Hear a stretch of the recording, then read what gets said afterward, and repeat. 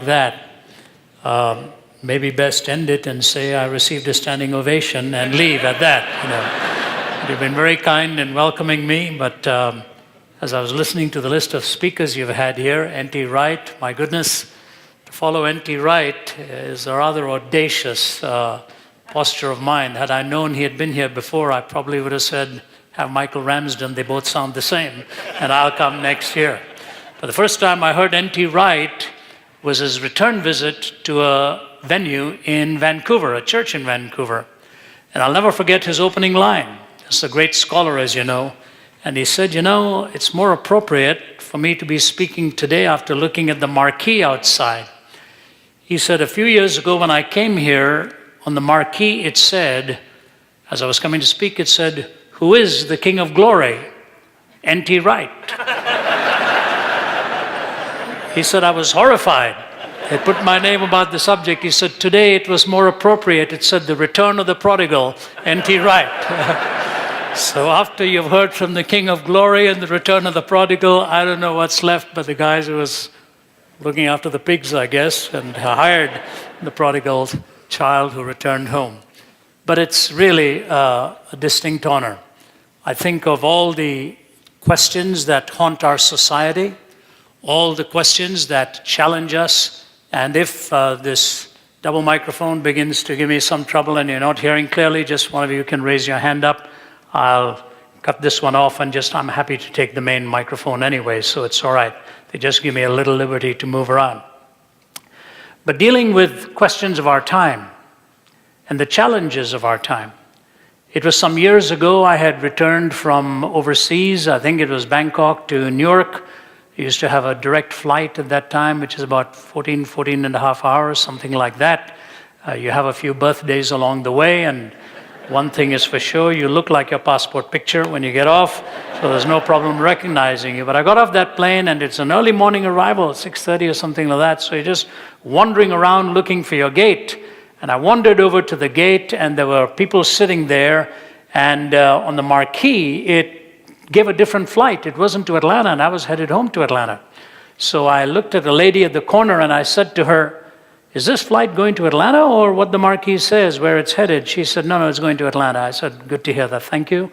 And I turned around and walked away. And I heard the patter of feet following me hurriedly. And then I was tapped on the shoulder, and it was the same lady. She said, excuse me, are you Ravi Zacharias? And I looked at her and I said, I'm afraid so. She said, that's amazing. That's really amazing. I didn't know you had questions as well. That really happened. I can't make a story like that. And I thought to myself, did she really mean that? Was she just trying to be funny? Some years ago, there was a beautiful commercial. It started off with a simple question like, how old is the universe? And then more complex questions like that. And then, do you like pizza? And simple questions like that. Then the screen went black, and a kind of an ominous, mystical sound emerged, and a gradual emergence of a silhouetted motorbike. And it said, Yamaha. It may not be the answer, but at least it's not another question. Good thinking. Questions. They haunt us, they stalk us, and ours is a time where questions are being thrown in every direction. And as Christian apologists, we begin to fear some of the questions because they are no longer easy. You can take a text out of a context, and an answer is demanded of you, and we do our best to respond. Tonight I'll have two of my colleagues, Michael Ramsden, our European director based in Oxford, and McAllister will be with us too as well. McAllister's son will be with us this time. Cameron, I was about to decide between Stuart and Cameron, but it'll be Cameron who'll be joining us. Sorry, Stuart, get even with me some of the time. You can say Zacharias will be with us. It's Cameron McAllister, the younger, who's our young apologist, doing a marvelous job, has a great love for literature. And so we'll have a convergence of answers really from a philosophical side and across a cultural side as well. Several years ago, I was reading an article in Atlantic Monthly, and they were talking about the changing values in American culture. I think it may have been even 20 some years ago.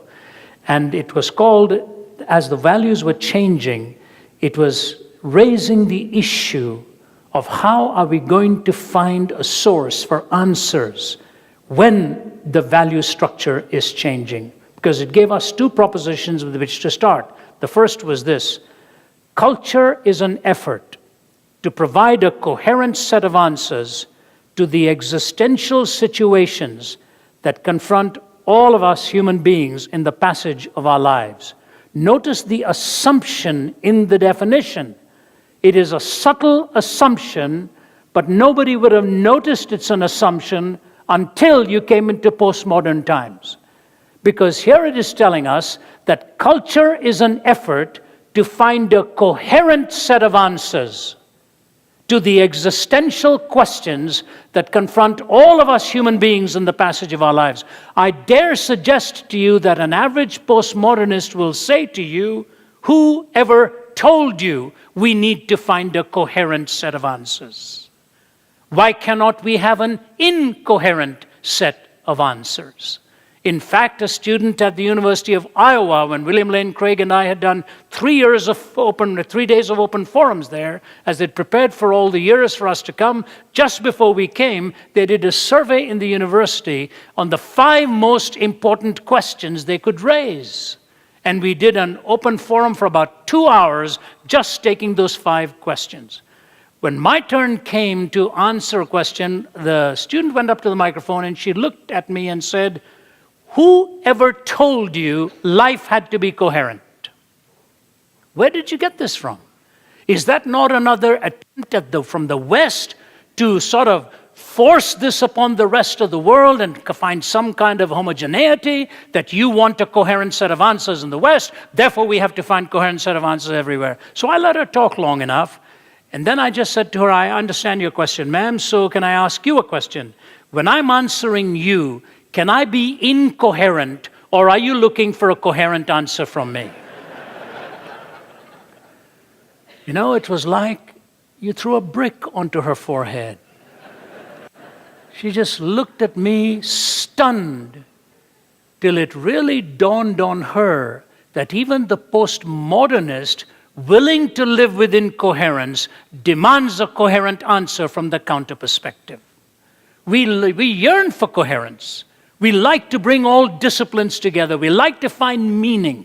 That's what courts of law are all about. That's what supposedly political theory is all about. Finding a coherent set of answers to the existential questions that confront all human beings in the passage of their lives. But then this article went on to say this: a genuine cultural revolution then is one that makes a decisive break with the shared meanings of the past, particularly those which relate to the deepest questions of the purpose and nature of human life. So a cultural revolution is underway when we have made a decisive break from the shared meanings of the past, particularly to do with questions on the purpose and nature of human life. Do you see where this article was headed?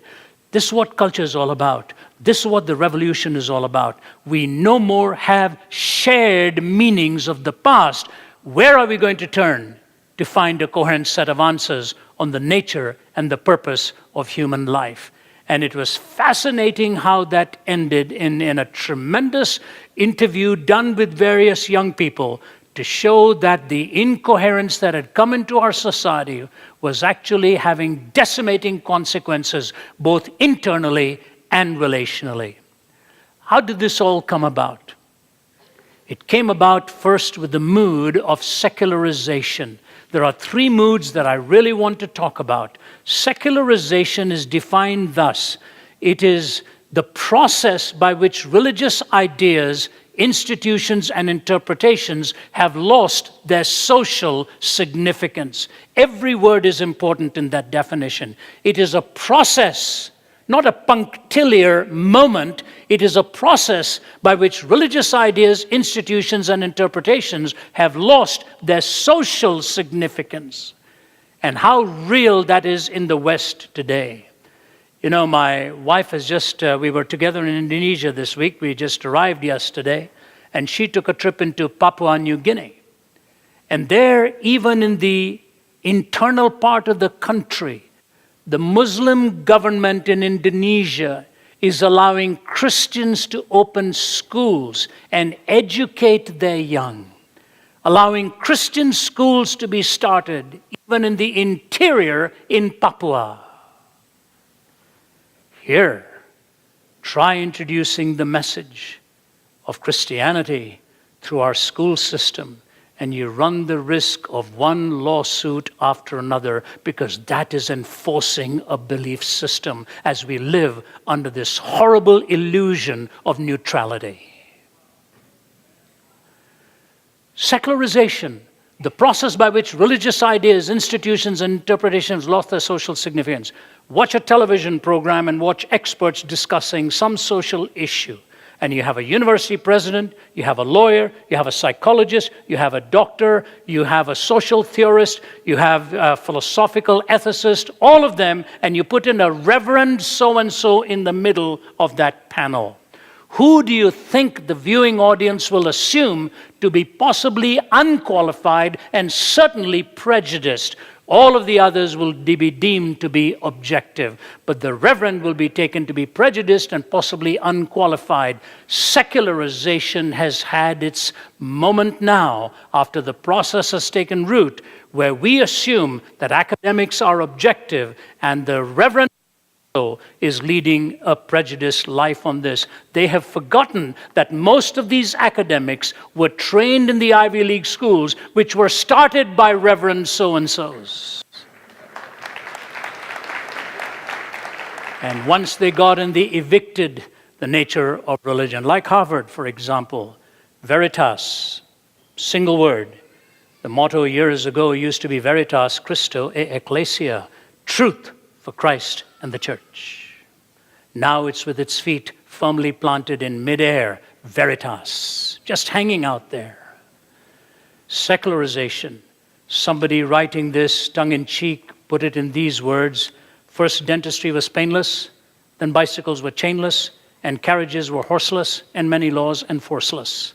Next, cookery was fireless, telegraphy was wireless, cigars were nicotineless, and coffee caffeineless. Soon oranges were seedless, the putting green was weedless, the college boy was hatless, the proper diet fatless. New motor roads are dustless, the latest steel is rustless, our tennis courts are swordless, our new religion godless. God has been evicted. You no longer can invoke an ontic referent, an outside objective point of reference from which moral reasoning was actually engendered in all of our thinking. Once upon a time, we called it natural law. And when you talk about even the framing of this nation, we talked about self-evident truths that were given to us and endowed by our Creator. Today, those ideas are no longer self-evident. They are no longer endowed. We have a totally subjectivized way of thinking. And what has happened is secularization has had its way, and a deadly result has been its entailment. Let me sustain this. Steve Turner, the brilliant English journalist, writing sarcastically and with a touch of humor about what secularization has actually done, penned these brilliant words. We believe now in Marx, Freud, and Darwin. We believe everything is okay as long as you don't hurt anyone to the best of your definition of hurt and to the best of your definition of knowledge. We believe in sex before, during, and after marriage. We believe in the therapy of sin. We actually believe that adultery is fun. We only believe that taboos are taboo. We believe that everything is getting better despite evidence to the contrary. The evidence must be investigated, and you can prove anything with evidence. We believe there's something in horoscopes, UFOs, and bent spoons. Jesus was a good man, just like Buddha, Muhammad, and ourselves. He was a good moral teacher, although we think some of his good morals were basically bad. We believe that all religions are basically the same, at least the ones that we read were. They all believe in love and goodness. They only differ on matters of creation, sin, heaven, hell, God, and salvation. We believe that after death comes the nothing, because when you ask the dead what happens, they say nothing. If death is not the end, and if the dead have lied, then it's compulsory heaven for all, excepting perhaps Hitler, Stalin, and Genghis Khan. We believe in Masters and Johnson. What's selected is average. What's average is normal. What's normal is good. We believe in total disarmament. We believe there are direct links between warfare and bloodshed. Americans should beat their guns into tractors, and the Russians would be sure to follow. We believe that man is essentially good. It's only his behavior that lets him down. This is the fault of society. Society is the fault of conditions. Conditions are the fault of society. We believe that each man must find truth that is right for him, and reality will adapt accordingly. The universe will readjust. History will alter. We believe there is no absolute truth, accepting the truth that there is no absolute truth. We believe in the rejection of creeds and the flowering of individual thought. And then he puts this postscript. If chance be the father of all flesh, disaster is his rainbow in the sky. And when you hear state of emergency, sniper kills 10, youths go looting, bomb blasts school, it is but the sound of man worshiping his maker. If chance be the father of all flesh, disaster is his rainbow in the sky. And when you hear state of emergency, sniper kills 10, youths go looting, bomb blast school, it's but the sound of man worshiping his maker. If you're the random product of time plus matter plus chance, out of flux, nothing but flux, out of a deterministic primordial soup comes nothing more than just a chemical determinism, how do we even talk about violence and evil? In what terms do we define them?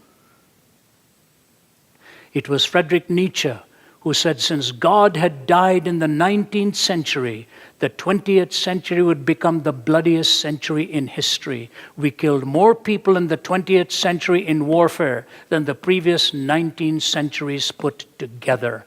When I made this statement in the Ukraine a few months ago, the president of the secular university sitting next to the professors there, while their troops were rampaging in other places around the country, as the former Soviet Union raising its demagogic head once again, the president looked at the professor next to him and nodded and muttered something. I could just about infer what he was saying. We are seeing it happening all over again now. Secularization. Where do we look for moral absolutes? Let me tell you how this works very gently and yet systemically till it has done its damage. When I moved to Atlanta in the 1980s, there was a historic case going on a pornographer who was supposed to be producing such horrific stuff that it made Playboy magazine look tame. And he was on trial, and so I was following the script every day in what was going on in the trial. I first found out that it took them days to select a jury because the man defending him did not want anybody who went to church to be on the jury. Because people who go to church, it said, have opinions on pornography. We want people who don't have any opinions on pornography so they can be objective. They were really looking for moral zombies. And I guess they found a group, and the jury was formed. And so the lawyer, brilliant in his discourse, would look at a person testifying against his client and would look at the witness and he would say to him, I have a question for you. Did you ever in your life go into an art gallery? Yes. Did you ever pay to go into an art gallery? Yes. Did you ever pay to go into an art gallery where there were paintings of the great masters of art? Yes. Did you ever go into one of those and pay to get into one of those where there were paintings of unclothed, disrobed people? Yeah. Will you then tell this jury why you paid to go into an art gallery where there were paintings of disrobed people and you call that art and you call my client's stuff pornography? Would you explain the difference to this jury, please? And you know, how do you really do that? The lawyer is not looking for some clever answers out there. He's going to stop you in your tracks. He has done a fundamental explanation with a logical flaw.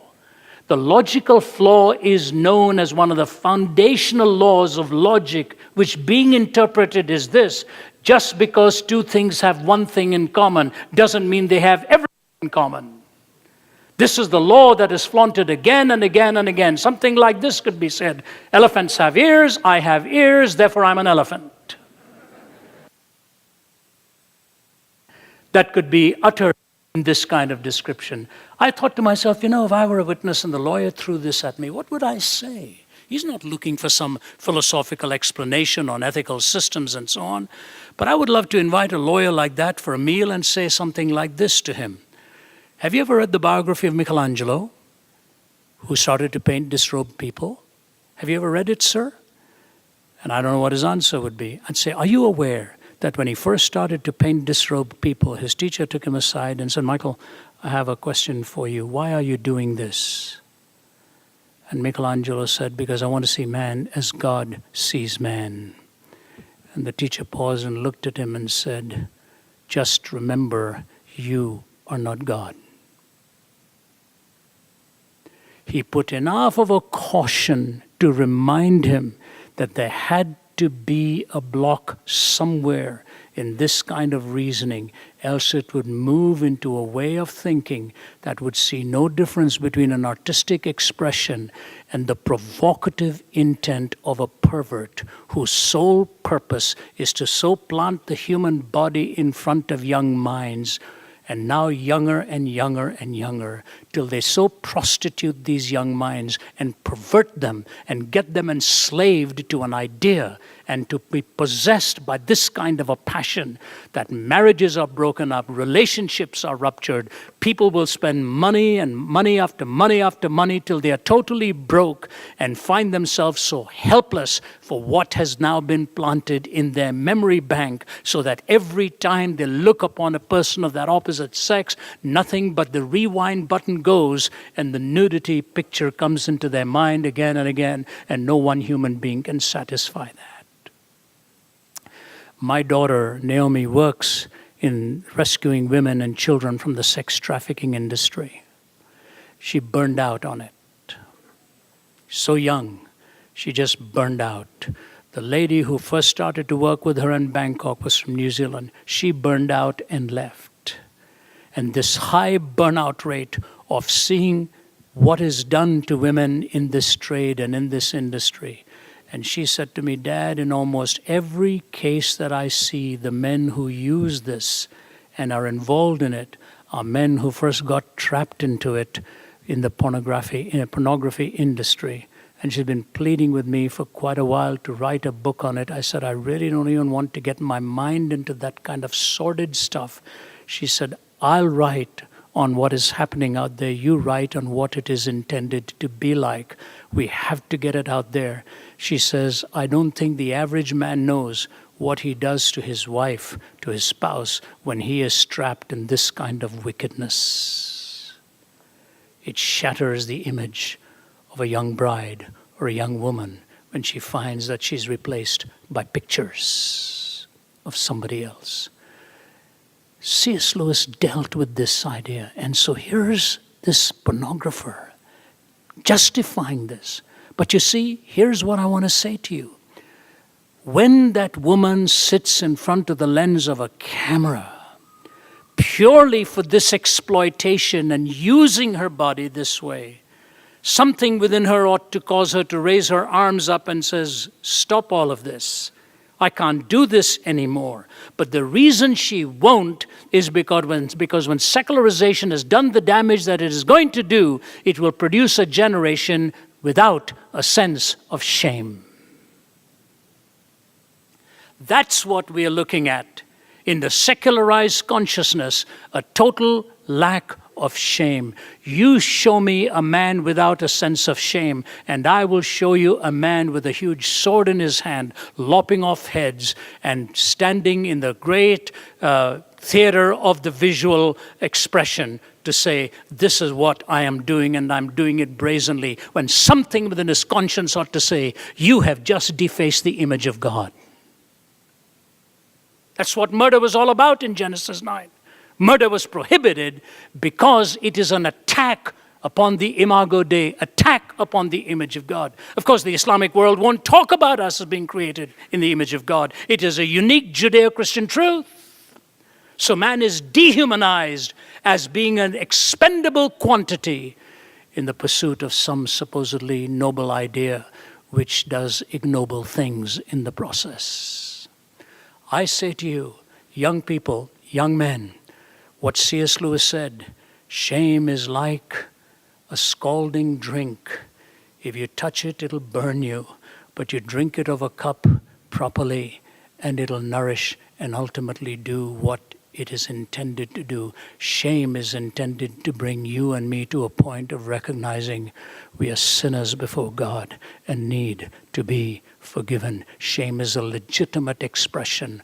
Our society is now bereft of shame, where we glory in the wrong and condemn in the right and think we are now called progressives. While actually, it is the ultimate form of regression. Secularization was launched as a great idea, but it has found out it is bankrupt at the core. Now, let me just give you one caveat. I'm not arguing for religious enforcement in a land, no. But I am saying if you evict the ideas that helped us frame freedom, if you reject those ideas, then you have lost the idea of what freedom itself is intended to be. And that's when secularism becomes a kind of a hegemonous, in your face kind of a worldview. That's what is happening today. No shame. Second, we come to pluralization. Pluralization is there's a competing number of worldviews that's available to its members and no worldview is dominant. Pluralization is a competing number of worldviews available to its members and no worldview is dominant. What that really means is there's a plurality of options out there. And here again, it's a good thing. Options will always be there. And America is a voluntarily pluralistic society. We are wonderfully pluralistic in culinary options. You can walk through the streets of Los Angeles and see a fast food outlet where a Korean is selling kosher tacos. And you say, wow, that's quite a pluralistic culinary skill. When I came to Canada, I was 20 years old. There was only one Indian restaurant, which was an embarrassment to the Indians. It was a horrible meal that I took my wife to, and ate at that meal. I said, this has no resemblance to Indian cuisine. Don't believe you've just had an Indian meal. Today, if you go to Toronto, you'll get the finest Indian restaurants anywhere in the world. When I moved to Canada, there were 500 Indians in Toronto. Today, there are 500,000 Indians in Toronto. When you arrive in Toronto, you're more likely to see an Indian than you are to see a Caucasian. If you shout out in the Toronto airport, Mr. Singh, you're probably going to have 20 or 30 look back and say, did you call me? If you say John, you'll have to come to Oklahoma Christian University to call the president and find a couple of Mr. Johns out here. How society has changed, tremendously changed. Pluralism is a good thing, you know. People ask me, why do Indians die young? I say, because he's preparing the chefs out there for the marriage supper of the Lamb. We're getting up there for all the culinary delights. You know, when you go out and have a meal right now, and you say to yourself, where do we go? Do we eat Chinese? Do we eat Korean? Do we eat a hamburger? Do we get some dull English recipe in front of you, apart from fish and chips or whatever it is, you know? Or are you going to get Thai? Are you going to get Indian? You have all these options now. What a wonderful privilege that is. My taste buds are something for which I thank God every day. So it's marvelous to have these taste buds. I think losing your taste buds would be a horrible thing if everything tastes the same. God gives us that delight. But if pluralism is extrapolated into meaning relativism, then you are on the process to cultural disintegration. If pluralism is extrapolated into relativism, then you are on the way to cultural extinction with no shared meanings of the past. It's been quite a while since I've given this illustration, so let me see if I can remember it, and then I'll move to my final thought. In the early days when I was starting out to speak, I was in California, and I'll never forget preparing my talk, and the maid was in the room fluffing up the pillows and the bed sheets and all of that, getting it ready, and she said, so are you a lecturer? I said, yeah. She said, what are you speaking on today? I said, I'm dealing with a philosophical issue. She said, that's good. I'm into metaphysics myself. I said, boy, where have I come? If the maid is into metaphysics, I'm going to be into some deadly metaphysicians in my audience today. That's the way it was. But after I finished speaking one of my talks, a professor came up with his students and he said to me, you're from India. Your ancestors were Hindu, and you have become a Christian. What happened to you? Why did you do this? I said, what about you? He said, I am a Hindu. I said, you're an American. You're from the West. You had a different heritage. You've become a Hindu. What happened to you? You know. So we started. Isn't that interesting? He was picking me up for why I departed from my, quote, heritage. He never thought for a moment about his.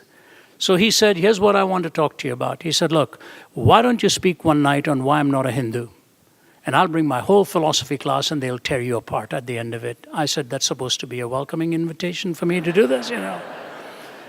I said, look, I don't want to do that. And the students are just on their toes listening to this. I said, I don't want to do that. I said, but I tell you what I'll do, sir.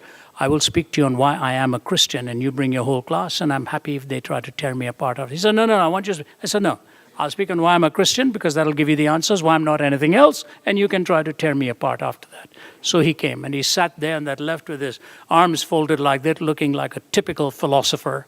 As someone said, philosophers can easily become doodlers with words. And so there he was doodling with words as I was trying to give my talk. And I could just see his putting his hand like this and just shaking his head and whispering to his students. He wasn't wanting to listen. So at the end of it, he came up to the front and he said, you know what?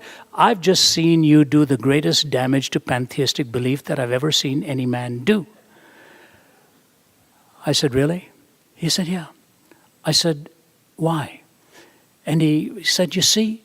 And he started, I said, you know, sir, let me tell you something. For me to try to explain and defend to you what I have just said, I'm not interested in impressing your students. You may want to do that. I'm not interested in it. Let's go out and have lunch.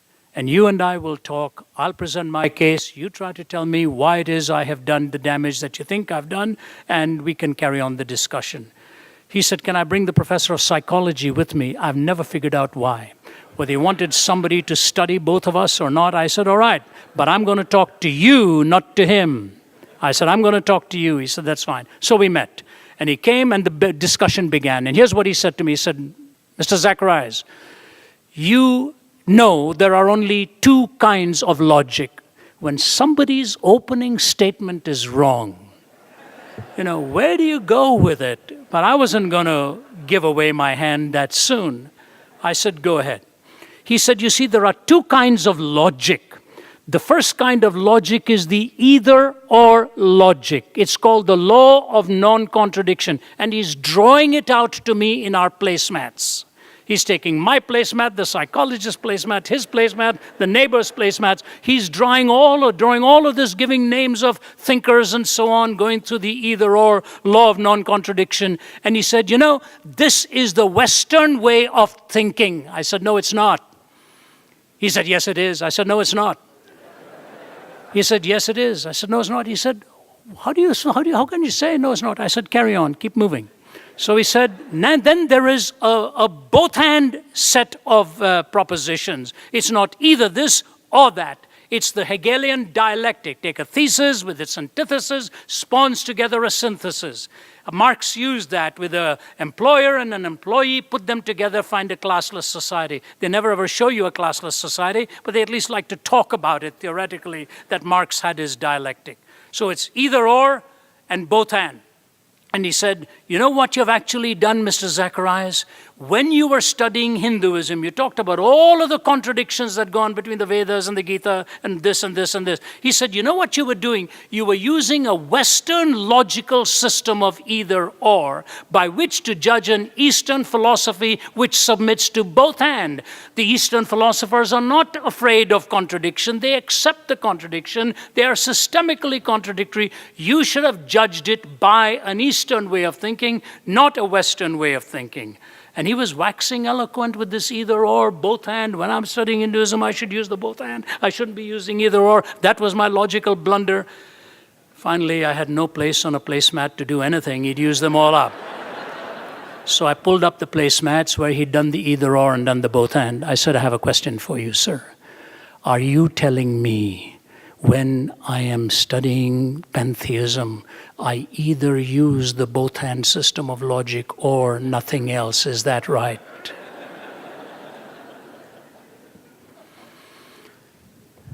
Those of you who laugh can explain it to those who didn't laugh. Are you telling me that I either use the both-hand system of logic or nothing else? Is that right? You know what he said to me? This is one of those times where a camera would have been so handy. He said, that's quite amazing.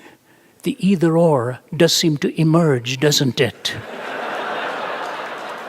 I said, yes, sir. In fact, I've got some shocking news for you. Even in India, we look both ways before we cross the street. It is either the bus or me, not both of us. Do you know what the professor of psychology said? He said, I think we should leave now. This discussion is over. Do you see what he was doing? He was using the either or with which to prove the both hand. If both hand was right, why was he not allowing me to use both the either or and the both hand? He was eliminating me on the basis of a presumption that the either or, the laws of logic, do apply to reality. And what he'd absolutely missed, completely missed, you take Shankara, the leading Indian exponent on the Vedas, leading Indian philosopher, Shankaracharya.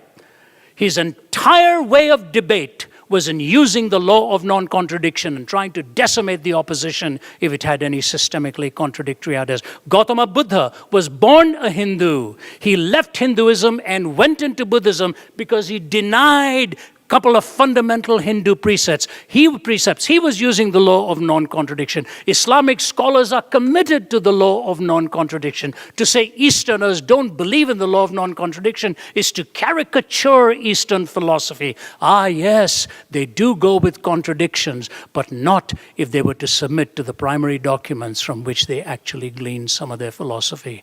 And ladies and gentlemen, if you live a life of ethical contradiction, it will burn you. It will burn you.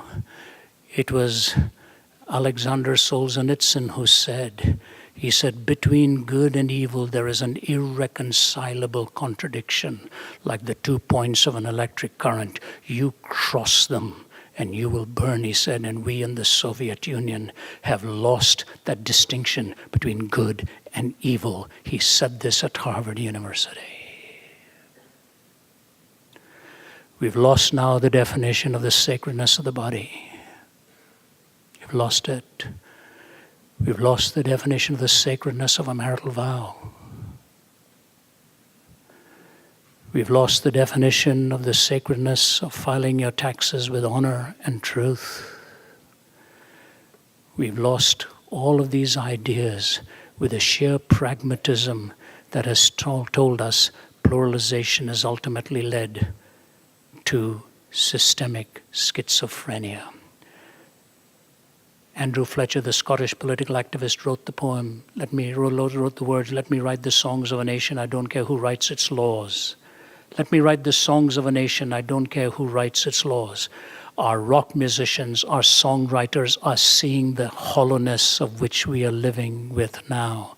And so one of the King Crimson rock group writes this, Cat's Foot, Iron Claw, neurosurgeons scream for more from paranoias, poison door, 21st century schizoid man. Blood rack, barbed wire, politicians, funeral pyre, innocents raped with napalm fire, 21st century schizoid man. Death seed, blind man's greed, poet starving, children bleed, nothing he's got, he really needs, 21st century schizoid man. Now notice what he said, they say. The walls on which the prophets wrote is cracking at the seams. Upon the instruments of death the sunlight brightly gleams. Will no one lay the laurel wreath as silence drowns the screams? Between the iron gates of fate the seeds of time are sown and watered by the deeds of those who know and who are known. Knowledge is a deadly friend when no one sets the rules. The fate of all mankind, I see, is in the hands of fools. Confusion will be my epitaph as I crawl a cracked and broken path. If we make it, we can all sit back and laugh, but I'm afraid tomorrow I'll be crying.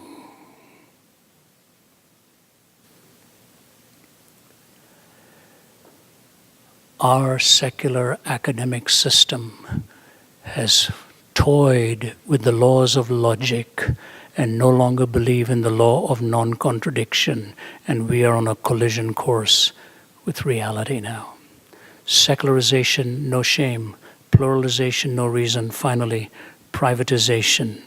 It ends up with no meaning. This is where it breaks down. Privatization, breakdown with no meaning.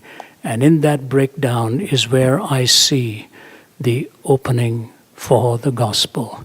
Let me just tell you what I mean here. You see, you and I think if we have unbridled pleasure, we will find fulfillment. When you see anybody who has lived with unbridled pleasure, you will see emptiness and hollowness.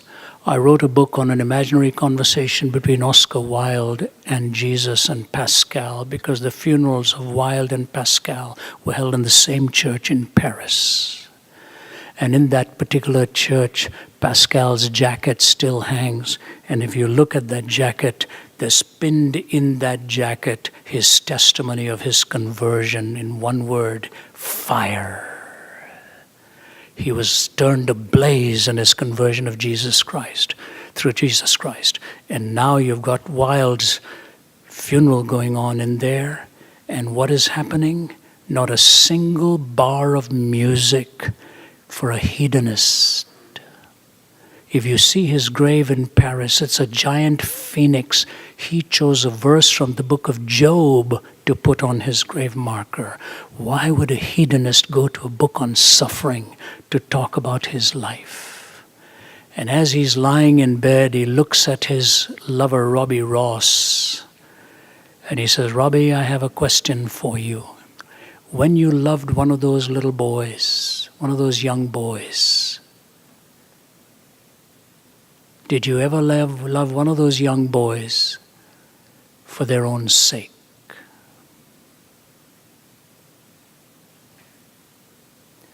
Why was a philosopher looking for the meaning of love on his deathbed? Did you love any one of those young boys for their own sake? And Robbie Ross says, "No, I didn't, Oscar." He said, "Neither did I." "Bring me a priest," he says. "Bring me a priest." And in his Ballad of Reading Jail, he says, "Only the blood of Christ is able now to cleanse this heart of mine." It's a powerful piece of poetry when he was in jail. You see, breakdown of meaning is something that is absolutely at a point then where you end up with total hopelessness when there is no purpose and no meaning left in your life. And I'm seeing if I have this little piece of poetry here. It's been a long while since I've quoted this. When I was a young man in Toronto in my 20s, it was a snowy night and I was driving on the main highway 401. And I saw a young boy sort of half swaggering on his feet. And I said, "Somebody's going to run over this young man." I pulled up on the side of the road and I got out and I talked to him. He said, "Would you give me a ride, sir?" I said, "Yes, I will. Where do you live?" I could smell the liquor on him, and he was still talking clearly, but I could tell he was beginning to fade. I said, "You know, give me your name." He said, "My name is Lorne Lusthouse." I said, "Lorne, you're in no shape to talk right now, but I want to talk to you. I'm heading out of town for some meetings. I'll call you when I get back. Let's get together." He said, "Please do that. Please do that. I need help." I dropped him off in his home, walked him to the door, got into my car, went for my week of meetings, and came back and tried to contact him. He'd burned himself to death in his home. And I was given this poetry that he wrote before he died. "Lost in a world of darkness, without a guiding light, seeking a friend to help my struggling, failing plight. So all of you good people just go on passing by, leaving me with nothing but this lonely will to die. For somewhere in this lonely world of sorrow and of woe, there's a place for me to hide, but where I do not know. For no matter where I go, I never will escape the devil's reaching, clutching hand or the drink of fermented grape. So I pray that out of my grief and anguish, perhaps some wandering boy will see and build his own life in this world, strong and good and free." He had to have a brilliant mind to write that stuff. But he went into a habit that broke him. To you young men and women, I say, where are you going to find your meaning? Are you going to find your meaning in the coherence of God's will, the sacredness of your life? Or are you going to find it in the incoherence of the world that retains a selective sovereignty over the choices that it makes, moment by moment by moment? And so I see secularization with no shame, pluralization with no reason, privatization with no meaning. And I just want to close with this. Is this really new? No. You see, in Genesis chapter 4, Cain murdered his brother and had no remorse. And God said to him before that, he said, why don't you do what's right? If you do what's right, you'll be accepted. If you don't do what's right, sin is crouching at the door, desires to have you. You must have dominion over it. Your choice is sin or that which is right in the eyes of God. Early in the Genesis, it happens, and he draws blood. Genesis chapter 3, the couple says, has God really spoken? Is there an absolute? Is there an absolute? So there's no shame in the young boy. The question of reason in the parents. And finally, as Abraham and Lot come in Genesis chapter 12, and Abraham moves towards the direction of becoming a man of the tent and the altar, transitoriness of life and sacredness of life. And Lot goes into the side of Sodom and lives a life of pleasure and paid the price, at least his family paid the price in all that he did. Our choice really is between the city of God and the city of man. And which city are you going to live by? I turned 69 last week. It's no fun.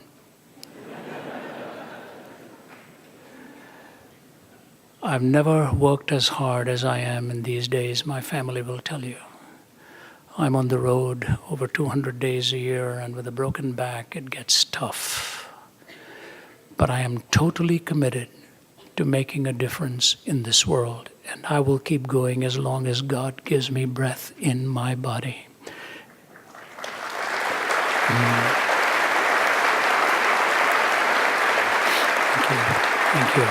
Thank you. And I don't go anywhere in the world but that somebody says to me, those books, those podcasts, your teammates, that Just Thinking article, that message, that quote saved my life. When my wife was in Papua, 100-year-old man said to her, I listen to those YouTube talks every day. 100-year-old man. We're going to do what God's called us to do. You do the same and be in this world of secularized consciousness and a pluralized way of thinking and a privatized. Show what a life is like when it understands shame. What a life is like when it understands reason. What a life is like when it understands meaning. And ladies and gentlemen, I want to tell you, our youth in the world are hungering for that. And more we see people writing from many, many parts of the globe, China, Saudi Arabia, Syria, Jordan, Israel, name a country, and somebody will write and say, thank you for helping me. Thank you for writing this book. I can't go anywhere without getting involved in somebody's life who holds my hand and says, please help me. I really need to get life in order. And I'll stop with that, just to tell you, secularization has its strength, but if it evicts the sacred completely, it'll break society down with its shamelessness. Pluralization extrapolated into relativism will lack reason and build in a systemic contradiction which breaks down all conversation and meaning. Finally, privatization, where we are forced to keep our faith in our private world and only bring out into the public world what society allows us to bring. That's what America tells us. Keep your faith private.